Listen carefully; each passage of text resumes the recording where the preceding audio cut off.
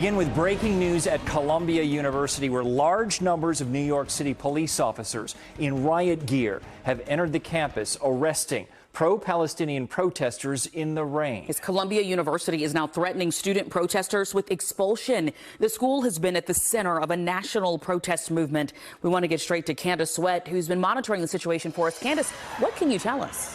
Brittany Bryant, NBC News obtained a letter from Columbia University sent to the city asking for assistance, which allows the NYPD to enter and make arrests.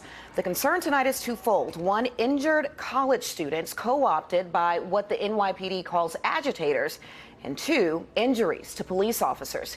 Here is video from the scene at Hamilton Hall. You can see a large police vehicle with officers using an extended ramp to enter the building through a window. Protesters had been occupying the administration building and renamed it Hens Hall after a 6-year-old Palestinian girl killed in Gaza. The university says it believes the group that broke into the building is led by people who are not affiliated with the school. The NYPD says it did not use tear gas. Instead, it used what they called a distraction device that makes a loud noise to allow officers to get through the barricade. NYPD made entry into the building, into Hamilton Hall. The building was very heavily fortified. The doorways were blocked by soda machines, couches, plywood. We're also hearing from people at the protest tonight, some who believe the police response is political.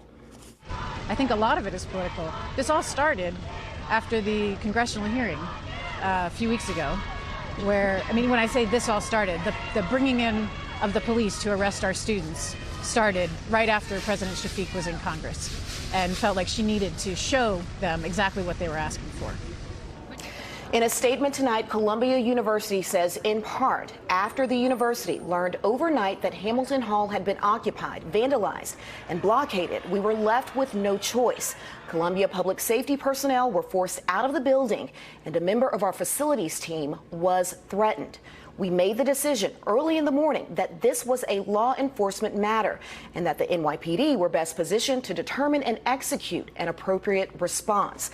Now, at this time, there have been no reported injuries. Police say, though, 100 arrests have been made. A busload of protesters were seen being taken away by police. Demonstrators are demanding a ceasefire in Gaza and for their school to cut financial ties with Israel. We will be monitoring the situation throughout the night and bring you the latest. Brian.